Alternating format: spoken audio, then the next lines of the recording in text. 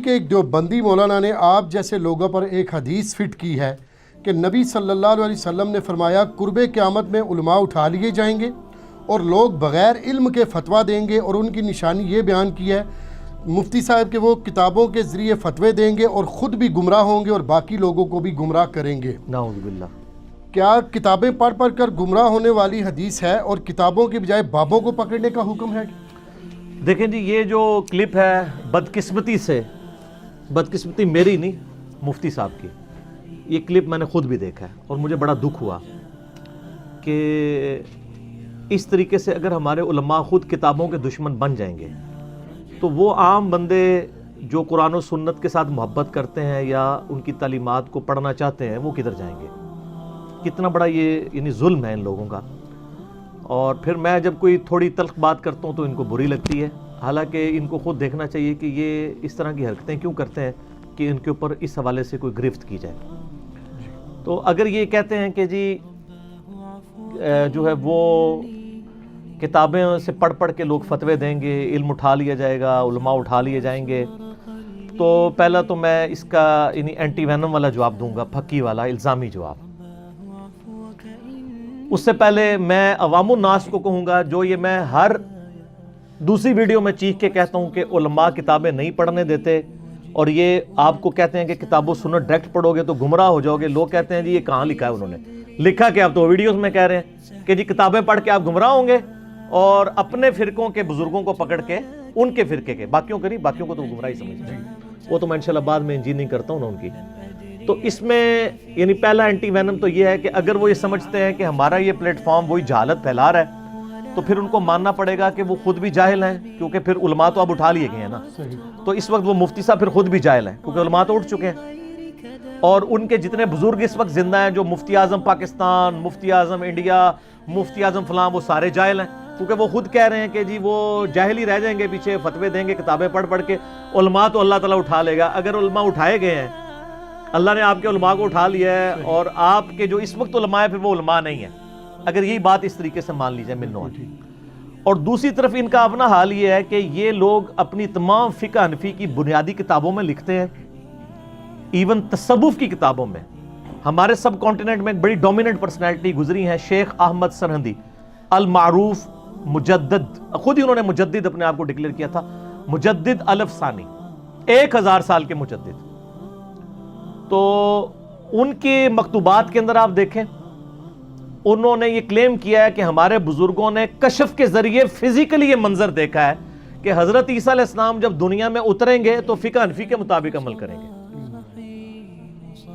یعنی فقہ حنفی کی کتابیں قیامت تک رہیں گی، قرآن و سنت جو ہے وہ پلوٹ ہو جائے گا، نعوذ باللہ۔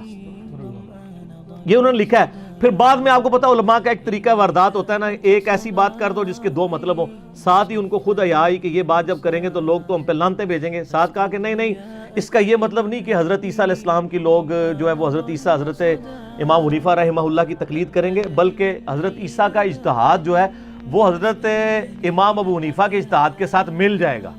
دیکھو کڈی وڈی کہانی بنائی نے، یہ میں انجینئرنگ کرنا، یہ انجینئرنگ یہ ہے کہ بھائی صحیح مسلم میں حدیث موجود ہے، یہ بخاری اور مسلم دونوں میں ہے کہ حضرت عیسیٰ علیہ السلام قرب قیامت میں نزول فرمائیں گے، صحیح مسلم میں موجود ہے، اس حدیث کا راوی ساتھ ہی صحیح مسلم میں کہتا ہے کہ جب وہ اتریں گے تو اللہ کی کتاب اور تمہارے نبی صلی اللہ علیہ وآلہ وسلم کی سنت کے مطابق چلائیں گے، اور سر فقہ حنفی کے مطابق نہیں چلائیں گے۔ فقہ حنفی تو اب جو ہے ہماری لیکچرز کی وجہ سے بیچاری تھر تھر کانپ رہی ہے، ٹھیک ہے جی، اور ان کے اپنے لوگ جو ہیں وہ کتاب و سنت کے منہج پہ آ کے جھوم کے کہہ رہے ہیں کہ نہ میں وہابی، نہ میں بابی، میں ہوں مسلم علمی کتابی، وہ سارے علمی کتابی ہو رہے ہیں۔ تو یہ ان کی کہاں پہ حالات و واقعات اس طرح کے بچیں گے؟ یہ بالکل یعنی ان کے جھوٹے دعوے ہیں، اور یہ شرم کرنی چاہیے، ایسی بات کرتے ہوئے انسان نے اللہ کو جان دینی ہے۔ اور میں کہتا ہوں کہ علماء کتنے یعنی بے خوف ہو جاتے ہیں کہ اللہ تعالیٰ نے جس کتاب کی گارنٹی دی ہے، اِنَّا نَحْنُ نَزَّلْنَا الذِّكْرَ وَإِنَّا لَهُ لَحَافِظُونَ، اس الذکر قرآن کو ہم نے نازل کیا، ہم اس کی حفاظت کرنے والے ہیں۔ اور قرآن کی حفاظت کا منطقی نتیجہ ہے کہ قرآن کے ساتھ سنت، اور سنت کو محفوظ کرنے والے جو سورسز ہیں یعنی صحیح الاسناد حدیث، وہ بھی قیامت تک باقی رہیں گے اور یہ محفوظ رہیں گے۔ یہ جو حدیث ہے نا جی، یہ انہوں نے ٹوٹلی آؤٹ آف کانٹیکسٹ کوٹ کی ہے اور اپنی طرف سے الفاظ داخل کیے ہیں۔ صحیح بخاری اور مسلم کی متفقن علیہ حدیث ہے، جس شخص نے میری طرف کوئی ایسی بات منسوب کی جو میں نے نہیں فرمائی تھی تو وہ شخص اپنا مقام دوزخ میں دیکھ لے۔ ان علماء کو شرم نہیں آتی ہے، اپنی طرف سے حدیث میں الفاظ انجیکٹ کرتے ہیں۔ نبی صلی اللہ علیہ وآلہ وسلم تو ہمیں کتابوں کو پکڑنے کا کہہ رہے ہیں، بابوں کو پکڑنے کا نہیں کہہ رہے۔ حجۃ الوداع کی جو حدیث ہے سارے ہمارے مسلمانوں کے بچے بچے کو پتہ ہے، المستدرک للحاکم میں صحیح سند کے ساتھ موجود ہے، الموطا امام مالک والی روایت بھی ہے، وہ کمزور ہے، لیکن جو حاکم کی روایت ہے انٹرنیشنل نمبر کے مطابق 318، حجۃ الوداع کے موقع پر نبی صلی اللہ علیہ وآلہ وسلم نے فرمایا میں تم میں اپنے بعد دو چیزیں چھوڑ کے جا رہا ہوں، ان کو مضبوطی سے پکڑ لوگے کبھی گمراہ نہیں ہوگے، ایک اللہ کی کتاب ہے اور دوسرے اس کے محبوب صلی اللہ علیہ وآلہ وسلم کی سنت۔ اور سنت جو ہے وہ عملی تواتر سے بھی ٹرانسفر ہوئی ہے اور ٹرانسفر ہوئی ہے احادیث کو 800 سے 1200 سال پہلے جمع کر کے ان کتابوں کی شکل میں جو ہمارے سامنے رکھی۔ تو ہم ان بابوں کو مانتے ہیں جو کتابوں کو مانتے ہیں، جو کتابوں کے دشمن ہیں وہ ہمارے بابے نہیں ہیں، وہ آپ کے بابے ہیں۔ ٹھیک ہو گیا؟ اور پھر غدیر خم کی حدیث اوپر تلے 4 احادیث ہیں صحیح مسلم میں، انٹرنیشنل نمبر کے مطابق 6225 سے 6228 تک۔ آپ نے خم نامی گاؤں میں خطبہ دیا اپنی وفات سے تقریباً 2.5 مہینے پہلے، اور فرمایا میں اپنے بعد 2 بھاری چیزیں چھوڑ کے جا رہا ہوں، ان میں سے پہلی چیز اللہ کی کتاب ہے، اس میں ہدایت ہے، اس میں نور ہے، تم اللہ کی کتاب کو پکڑو، اپنا تعلق اس کے ساتھ مضبوط کرو۔ اللہ کی کتاب اللہ کی رسی ہے، جو اسے پکڑے گا وہ ہدایت پر ہوگا، جو اسے چھوڑ دے گا وہ گمراہ ہو جائے گا۔ اور فرمایا دوسری بھاری چیز میرے اہل بیت ہیں، میں اپنے اہل بیت کے معاملے میں تمہیں اللہ کا خوف دلاتا ہوں۔ اللہ کے فضل سے اس پلیٹ فارم سے قرآن کی توحید بھی بیان ہو رہی ہے اور اہل بیت کا دفاع بھی ہو رہا ہے، اللہ کے فضل سے اس پلیٹ فارم سے ہو رہا ہے۔ باقی تو سارے اپنے بزرگ بابوں کو لے کے چل رہے ہیں۔ یہ حدیث انہوں نے بالکل تحریف کی ہے، بخاری اور مسلم دونوں میں یہ حدیث موجود ہے کہ آپ صلی اللہ علیہ وآلہ وسلم نے فرمایا کہ اللہ تعالیٰ دنیا سے جو علم اٹھائے گا نا وہ اس فارم میں نہیں اٹھائے گا کہ علم کو اٹھا لے، بلکہ اللہ تعالیٰ علماء کو موت دے دے گا۔ علماء کے سینوں سے علم کو نہیں اٹھائے گا، علماء یعنی علم کی یہ رسپیکٹ ہے، علماء کی یہ رسپیکٹ ہے کہ علماء کو موت دے گا، بجائے یہ کہ ان کے سینے علم سے خالی ہو جائیں، جو انہوں نے علم حاصل کیا وہ بھول جائیں، ایسا نہیں ہوگا۔ علم اتنی بڑی چیز ہے کہ اللہ تعالیٰ اس کو بھلواتا نہیں ہے، علم کی قدر ہے۔ اللہ تبارک و تعالیٰ علماء کو موت دے دے گا اور پیچھے صرف جاہل لوگ رہ جائیں گے، اور اس کے آگے الفاظ ہیں فَأَفْتَوْا بِغَيْرِ عِلْمٍ، وہ بغیر علم کے فتویٰ دیں گے۔ فَأَفْتَوْا بِكِتَابٍ ان کے الفاظ نہیں ہیں، تو جو کتابوں کے بغیر فتوے دے رہے ہوں گے وہ تو بغیر علم والے فتوے ہوں گے، کیونکہ دین بابوں میں نہیں ہے، کتابوں میں ہے۔ کیونکہ بابوں نے کیا اپنی کوئی سیلفیاں یا سگنیچر چھوڑے ہیں؟ کتابیں چھوڑی ہیں نا۔ الذی علم بالقلم، اللہ نے بھی قلم کے ذریعے علم سکھایا ہے سر۔ قرآن کو بھی اللہ نے لکھوا کے محفوظ کیا ہے، نبی علیہ السلام نے وہی لکھوائی ہے، خالی کیوں نہیں ٹرانسفر کر دی؟ سینہ بہ سینہ کہتے ہیں، سینہ بہ سینہ دی، اور پھر اس طرح توہین کرتا ہے حدیث میں آیا ہے۔ ٹھیک ہے، ان کے بابوں کی غلطیاں میں نے کہا کہتے ہیں توہین ہو گئی اور حدیث کی اس طرح کی توہین کرتے ہیں یہ۔ تو اگر کتابوں میں دین نہیں ہے تو سر بابوں میں تو ہے ہی نہیں ہے۔ بابوں نے تو رسپیکٹ اویل کی تھی کتابوں کی وجہ سے، تو چونکہ ان کے بابوں نے کتابیں تو نہیں لکھی ہیں، کتابوں کے دشمن رہے ہیں، اور یہ بھی انہی کی جائز اولاد ہے، جائز روحانی اولاد۔ جو کچھ انہوں نے سکھایا تھا یہ وہی کچھ آگے سکھا رہے ہیں، ان کی بھی کیا یعنی ان کے اوپر غم کریں۔ تو یہ فَأَفْتَوْا بِغَيْرِ عِلْمٍ کے الفاظ ہیں کہ وہ علم کے بغیر دیں گے فتویٰ، اور جو علمی بات کر رہا ہے تو وہ تو فتویٰ علم کے ساتھ دے رہا ہے، اور کتاب کا وہ ریفرنس بھی کوٹ کر رہا ہے، اور علم سے مراد ان کے والا علم نہیں ہے سر، ان کے علم کو تو یہ آپس میں ایک دوسرے کو نہیں مانتے ہیں سر۔ صحیح۔ حسام الحرمین میں احمد بریلوی صاحب نے لکھا ہے، 1905 میں کتاب لکھی گئی، انہوں نے لکھا علماء دیوبند واجب القتل اور مرتد ہے، اور لکھا کہ اجماع امت ہے۔ یہ جو کہتا ہے نا اجماع چل رہا ہے، اجماع چل رہا ہے، او تو آڈے قتل دے ہوتے اجماع کا دعویٰ کیتا ہے احمد بریلوی نے حسام الحرمین ہوتے، اجماع رکھو بوجھے تو آڈا، یہ تو آڈے والا اجماع نہیں ہے، یہ فرقوں کا اجماع ہے، امت کا اجماع نہیں ہے۔ امت کا اجماع وہ ہے جو ہم لے کے چل رہے ہیں اللہ کے فضل سے۔ اچھا پھر جب 1906 میں، اور کتاب کا نام کیا ہے؟ حسام الحرمین، حرمین کی تلوار۔ کہتے ہیں بزرگ تو بڑے شیر و شکر تھے سر، یہ شیر و شکر تھے، کتابوں کے نام ہی دیکھے۔ اس کے جواب میں 1906 میں شیخ زکریا کاندھلوی جنہوں نے فضائل اعمال لکھی ہے، ان کے مرشد ہیں خلیل احمد سہارنپوری، انہوں نے کتاب لکھی المہند علی المفند، ہند کی تلوار अल-मुफन्नद एक सठियाए हुए बाबे के ऊपर, और सठियाया हुआ बाबा उन्होंने कहा अहमद बरेलवी साहब को।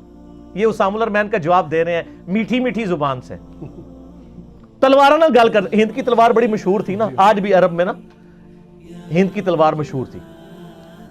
तो इस किताब का नाम वैसे मैंने चेंज कर दिया, अल मुफन्नद अलल मुफन्नद। एक बाबा दुए बाबे होते हैं, बिल्कुल। और वो सिठियाया हुआ बाबा, जाहिर है वो आप बरेलवियों से पूछेंगे वो तो कहेंगे वो खुद अल मुफन्नद है जिसने किताब लिखी है। सही। तो जब उस किताब के अंदर अल मुहन्नद में लिखते हैं कि अहमद बरेलवी और उनकी पूरी जमात एक शैतानी लश्कर है जो हम पे हमलावर हो गया,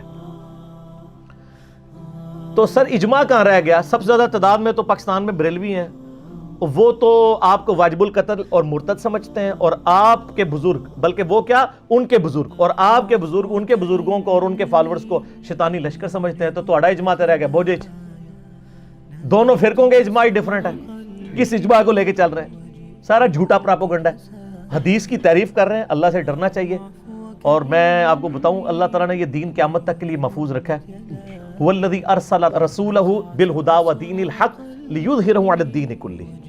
वही अल्लाह है जिसने अपने नबी अलैहिस्सलाम को अल हुदा यानी कुरान के साथ और दीन हक़ के साथ मबूस किया ताकि इसे तमाम अदियान पर गालिब कर ले। इसी कॉन्टेक्स्ट में एक हदीस भी है मुस्नद अहमद में सही सनद के साथ कि नबी सल्लल्लाहु अलैहि वसल्लम फरमाते हैं कि क़यामत उस वक्त तक कायम नहीं होगी जब तक कि दुनिया के हर घर में मेरी दावत ना पहुंच जाए और लोग चाहते हुए या ना चाहते हुए उस दावत को कबूल करेंगे। सर वो वक्त अभी आना है, वो वक्त आएगा ईसा अलैहिस्सलाम और इमाम महदी के जरिए उम्मत का गलबा होगा। जब हजरत ईसा अलैहिस्सलाम और महदी फौत हो जाएंगे, उसके बाद की ये हदीस है कि उसके बाद सिर्फ जाहिल लोग रह जाएंगे। अगर अब जाहिल रह चुके हैं तो ईसा अलैहिस्सलाम ने आके क्या करना है? अब इमाम महदी ने आके क्या करना है? तो चूंकि इन बेचारों ने 7 साल फिक़ह हनफी पढ़ी होती है ना, हदीसें तो पढ़ी को नहीं होती हैं, तो हदीस का इल्म को कहां से आए? ये जो है ना फ़अफ़्तऊ बिग़ैरि इल्मिन, ये उस जमाने के बारे में है जब हज़रत ईसा अलैहिस्सलाम इस्लाम की नशत सानियाँ करके दुनिया से चले जाएंगे और फिर दुनिया में दोबारा कुफर फैलेगा। उस वक्त ये के मामलात हैं, उससे पहले के नहीं है। उससे पहले तो अभी इस्लाम जो अपने उरूज की तरफ है। अबू दाऊद में हदीस है, मुस्नद अहमद में हदीस है, क़यामत उस वक्त तक कायम नहीं होगी जब तक कि मेरी बेटी फातिमा की औलाद में से मेरे ही नाम पर एक शख्स ना पैदा हो जाए, मोहम्मद बिन अब्दुल्ला अल महदी, जो पूरी दुनिया को इंसाफ से भर देगा। इमाम महदी पे मेरा मसला 127b देख लें डिटेल के साथ। तो इमाम महदी का तो अभी जमाना आया नहीं है, इमाम महदी ने आना है, दीन का गलबा होना है, उसके उनके जाने के बाद फिर गुमराही फैलेगी। वो कुर्बे क़यामत की बात हो रही है, तुसी हुणी बना के बह गए हो, और फिर मौलवी भी सिर्फ अपने। ठीक है ना? अगर पूछे ना अहले इल्म कौन है, वो कहते हैं हमारे के इल्म है। आपके अहले इल्म की खूब हौसला अफजाई और दुर्गट का लफ्ज़ तो नहीं मैं इस्तेमाल करता, वो की है उसामुल अरमैन में अहमद बरेलवी साहब ने। तो आप एक ही इमाम के मानने वाले दोनों बेटे बरेलवी देवबंदी एक दूसरे के पीछे नमाजें पढ़ने के कायल नहीं, एक दूसरे को मुसलमान मानने के लिए तैयार नहीं है। जैसे ही बात करें कहते हैं जी अली बड़ी सख्त बात करता है। सर हमने इंजीनियरिंग की है, वो जैसे किसी के मुंह पे गर्म तौलिया फेरे ना मेकअप वाली औरत के ऊपर, तो उसकी वो सारा उसन पता चल जाएगा क्या है। इनके ऊपर गर्म तौलिया मैंने फेरा है इस एतबार से कि ये काम छोड़ दें कि हम सारों को मुसलमान ना ना सर ना, ये पुरानी गल्लां। हूं तुहाडा मौलवी मुफ्ती आजम पाकिस्तान लिख के दे कोई देवबंदियां दा कि हमारे अलावा जितने फिरके हैं बरेलवी, अहले हदीस, अहले तशय्यो, अगरचे गुमराह हैं, ये दोस्त की फिरके हैं, लेकिन चूंकि कलमा तो पढ़ा है एक न एक दिन तो जन्नत में चले जाएंगे, तो नहीं लिख के देंगे। तो क्या मतलब है इसका? काफिर मान रहे हैं, क्योंकि काफिर ही ना निकलेगा। बुखारी मुस्लिम में हदीस है जिसने एक दफा भी कलमा पढ़ा है एक न एक दिन जन्नत में पहुंच जाएगा। और यही क्या को बरेलवी लिख देगा? बरेलवी तो पहले शेर ने वो कहते हैं कहने के आई काफिर ने, वो जरा दिलेर है ना, वो कह देते हैं। तो सर जब एक दूसरे को आप काफिर मान रहे हैं तो आपका इजमा कौन सा रह गया? फिक़ह हनफी का इजमा किधर गया? पाकिस्तान में तो बरेलवी ज्यादा है, तो फिर बरेलवियों का इजमा मान लें हम और देवबंदियों को हम गुमराह डिक्लेयर कर दें। तो ये हदीस की इन्होंने तारीफ की है और मैं इनके ऊपर तौबा पेश करता हूँ कि इनको फौरन तौबा करनी चाहिए। और तफसीर बिल राय की है इन्होंने, हदीस की भी तफसीर बिल राय की है और हदीस को भी आउट ऑफ कॉन्टेक्स्ट पेश किया है। ये इस जमाने के बारे में नहीं था, अगर ये जमाना है तो आपके मौलवी भी सारे फारिग है। ये कुर्बे क़यामत में है जब इस्लाम की नशत सानियाँ हो के इस्लाम का गलबा होने के बाद ईसा अलैहिस्सलाम चले जाएंगे और फिर पीछे जो है वो गुमराह लोग आएंगे। वो उस वक्त के लिए जो किताबें पढ़ पढ़ के बता रहा है। अपनी तो हालत यह है कि इनके बुजुर्गों ने जो जो गुल खिलाए हैं, वो मसला 71 भी मेरा देख लें, इंडिया और पाकिस्तान के बुजुर्गों की 19 गुस्ताखाना इबारात का तहकीकी जायजा تو اس شخص پہ میں توبہ پیش کرتا ہوں کہ مفتی صاحب یہ جو آپ نے حدیث کی تعریف کی، کتابوں کا مذاق اڑایا، آپ اللہ سے توبہ کریں۔ نبی علیہ السلام نے امت کو بابوں کے حوالے نہیں کیا، کتابوں کے حوالے کیا ہے، اس لیے کہ بابوں نے تو فوت ہونا ہی تھا۔ کوئی ایسا بابا تو نہیں چھوڑا جا سکتا تھا جو قیامت تک زندہ رہے۔ اگر اینڈ پہ فوت ہی ہونا ہے تو نبی علیہ السلام کسی بابے کو کیوں چھوڑیں گے؟ اگر حضرت ابوبکر کا کہتے تو 2 سال بعد وہ بھی فوت ہو گئے، 13 سال کے بعد سیدنا عمر بھی شہید ہو گئے، 25 سال کے بعد سیدنا عثمان بھی شہید، 30 سال کے بعد سیدنا علی بھی شہید، خلافت راشدہ ختم، اور آخری صحابی 110 ہجری میں ابو طفیل عامر بن واثلہ نبی علیہ السلام کی وفات کے 100 سال بعد وہ بھی فوت ہو گئے۔ آج آخری صحابی کو بھی فوت ہوئے ہوئے آلموسٹ 1340 سال گزر چکے ہیں، 1330 کہہ لیں اگر وہ 10 آپ وہ نکال دیں، 1440 ہجری چل رہا ہے۔ تو سر نبی علیہ السلام نے اس لیے کتاب و سنت کے حوالے امت کو کیا، اور کتاب کے حوالے کیا، اور اہل بیت کے احترام کا کہا۔ حالانکہ وہ بابے اس قابل تھے کہ چھوڑے جاتے ہیں، لیکن انہوں نے بھی تو فوت ہونا تھا نا۔ تو لیکن سر قرآن نہیں فوت ہوا، سنت نہیں فوت ہوئی، حدیث نہیں فوت ہوئی، وہ زندہ ہے، اور اس کے ساتھ جو جڑے گا وہ زندہ ہوگا، جو اس کے خلاف کھڑا ہو جائے گا اس کی موت واقع ہو جائے گی، اور ان کی علمی موت واقع ہوگی ہے۔ یہ جو بار بار کلپ چڑھا رہے ہیں، پتہ کیوں چڑھا رہے ہیں؟ یہ اس لیے نہیں چڑھا رہے کہ آپ جیسے انٹلیکچوئلس کو قائل کریں، ان کو پتہ ہے ان کو ہم نے کیسے قائل کرنا ہے۔ یہ اپنی بھیڑیں جو ہیں نا، جو انہوں نے وہ تقلید پٹے جن کو باندھے ہوئے ہیں، وہ چاہ رہے ہیں یہ نہ ہمیں چھوڑ کے جائیں۔ نہ سر، کب تک کریں گے؟ اب تو گھر گھر کی دعوت پہنچ رہی ہے اللہ کے فضل سے، آپ کے ڈرائنگ رومز میں یوٹیوب کے ذریعے پہنچ رہی ہے۔ اس کے آگے اب کوئی بند نہیں باندھا جا سکتا اللہ کے فضل سے۔ بلکہ آج کی ڈیٹ تک جتنی ریکارڈنگز ہو چکی ہیں نا، اس کے بعد کوئی بھی ریکارڈنگ نہ ہو، جو آلریڈی ہو چکی ہیں، وہی آپ کے بابوں کی علمی موت کے لیے کافی ہے۔ تو کتابیں زندہ رہیں گی، اور کتابوں والے بابے بھی زندہ رہیں گے، اور ان بابوں کا دفاع کرنے والے بھی لوگ زندہ رہیں گے۔ میرا ایک یوٹیوب پہ کلپ بھی ہے، بابوں اور اماموں میں فرق، اور کتابوں اور بابوں میں فرق۔ باقی رہا اجماع کی حجیت، اجماع انہوں نے ہمیں کیا بتانا ہے، ان کے اپنے اجماع کی کیا حیثیت ہے وہ تو میں نے آپ کو بتا دی۔ اجماع ہم نے الحمدللہ سمجھایا ہے، میں نے ان کی یوٹیوب پہ پیدائش سے بھی 6-7 سال پہلے 2012 میں اجماع کی حجیت پہ مسئلہ 31 ریکارڈ کروایا۔ یہ بھی ان کا ایک بہانہ ہوتا ہے نا، اجماع کو نہیں مانتے، اجماع کو نہیں مانتے۔ وہ اجماع کیڑا؟ حنفیہ دیوبندیہ اجماع جو اسام الحرمین میں واجب القتل ہے، اور حنفیہ بریلویہ اجتماع جو المحند المفند کے اندر ایک شیطانی لشکر ہے۔ اجماع وہ ہوتا ہے جو پوری امت مانے، وہ صحیح سند کے ساتھ ہے۔ المستدرک للحاکم میں 399 کہ میری امت کبھی گمراہی پر جمع نہیں ہوگی، جماعت پہ اللہ کا ہاتھ ہے۔ اجماع کی حجیت کو ہم مانتے ہیں۔ بلکہ المصنف ابن ابی شیبہ میں سیدنا عمر فاروق رضی اللہ تعالیٰ عنہ علیہ السلام کا قول میں نے تو اپنے منہج پہ لکھ کے لگایا ہوا ہے، 22,990 کہ سیدنا عمر نے قاضی شریح کوفہ کے اس کو خط لکھا، المصنف ابن ابی شیبہ میں، کہ جب بھی کوئی مسئلہ ہو سب سے پہلے کتاب اللہ میں تلاش کرو، اس کے بعد تم اس کو سنت میں تلاش کرو، سنت میں بھی نہ پاؤ تو پھر امت کے اجماع میں دیکھو، اور اگر اجماع میں بھی نہ پاؤ تو پھر اجتہاد کرو، اور اگر نہ کرو تو تمہارے حق میں بہتر ہے، بجائے کہ خام خواہ ایک اس ایشو میں داخل ہونے کے۔ اجتہاد تو اسلام کی خوبصورتی ہے، وہ تو ہر بندے نے ادا کرنی ہے، اور یہ اکثر چیزیں جو اجتہاد سے ثابت کر رہے ہوتے ہیں وہ اجماع امت سے ثابت ہے، امت کی ایک رائے ہے۔ اجتہاد تو بہت تھوڑی چیزوں پہ ہے، آج کی کئی چیزوں کا اجتہاد کا امام حنیفہ رحمہ اللہ کو پتہ ہی نہیں تھا۔ ویڈیو کیمرے کا مسئلہ، پوسٹ مارٹم کا مسئلہ، انتقال خون کا مسئلہ، اعضاء کی پیوند کاری کا مسئلہ، وہ تو آج کے علماء حل کر رہے ہیں، تو پھر ان کے مقلد کیوں نہیں ہو رہی ہے؟ اور پھر جب ہم باتیں کرتے ہیں کہتے ہیں اماموں کے گستاخ ہیں، نہ سر، آپ صرف اماموں کو مانتے ہیں، ہم اماموں کی بھی مانتے ہیں، کیونکہ اماموں نے ہی فرمایا کہ ہماری کوئی بات کتاب و سنت کے خلاف ہو وہ چھوڑ دو، دیوار پہ مار دو، ٹھیک ہے نا جی۔ تو اچھا اس کی بھی انہوں نے تعویل کی ہے، وہ کہتے ہیں انہوں نے چیلنج کیتا ہے جے کوئی شاید مار کے دسو نا سر انجینئرنگ تو پہلے سی، اے پوری جڑا کول شاہ ولی اللہ دلوی نے حجت اللہ البالغہ نقل کیتا ہے کہ امام حنیفہ نے فرمایا کسی شخص کے لیے یہ حلال نہیں ہے کہ ہمارے کسی قول پر فتویٰ دے کہ جس کی دلیل کتاب و سنت سے اسے معلوم نہ ہو۔ اس کے بعد وہ فرما رہے ہیں کہ ہماری کوئی بات کتاب و سنت کے خلاف۔ سر کانٹیکسٹ کے ساتھ پڑھیں گے تو یہ وہی بات ہے جو ہم نے سمجھی ہے۔ میرا مسئلہ 197 ہے، 4 اماموں کی گستاخی کا فتویٰ۔ اس میں سر میں نے جو کعبہ شریف میں انہوں نے 300-400 سال تک بدعت کی 4 مسلے ڈالے ہوئے تھے، صحیح، وہ 1925 میں سعودی حکومت نے اٹھائے ہیں، میں نے اس کی کلر تصویر اس کے اندر دکھائی ہے۔ اگر یہ ساروں کو حق میں مانتے تھے تو مسلے 4 کیوں تھے؟ پھر ایک امام کے پیچھے نماز پڑھ لیں۔ آج ذرا اجماع امت میں ان کو بتاتا ہوں، آج امت کے کسی مسلمان سے پوچھیں کہ کعبے میں 4 مسلے ہونے چاہیے یا ایک، تو ان کا اجماع کہاں گیا؟ یہ تو 300 سال تک حکومتی اجماع کروا کے بیٹھے تھے 4 مسلوں کے اوپر، اور تھوڑے جعلی اجماع نے تلوار کی زور کے اوپر آپ نے فقہ حنفی پھیلائی، تلوار کی زور کے اوپر آپ نے 4 مسلح ڈالے. اس وقت بھی مسلمان کڑتے تھے کہ باہر سے کوئی بندہ آئے گا وہ کیا سوچے گا. ابھی شکر ہے یہ نشت ثانیہ ہوئی ہے اور غیر مسلم تیزی سے مسلمان ہوئے ہیں، میڈیا آیا ہے، شکر ہے اللہ تعالیٰ نے وہ 4 مسلح اٹھوا کے 1 مسلح ڈال دیا، ورنہ کتنی بدنامی ہوتی.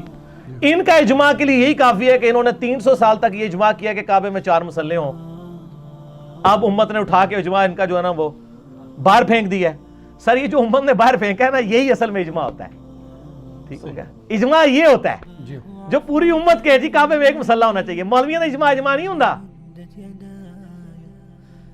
آج تو آپ کو پتا ہے امت تو جھوم جھوم کے کہہ رہی ہے کہ نہ میں وابی نہ میں بابی، میں ہوں مسلم علمی کتابی. ٹھیک ہو گیا، تو آپ بھی جھوم جائیں.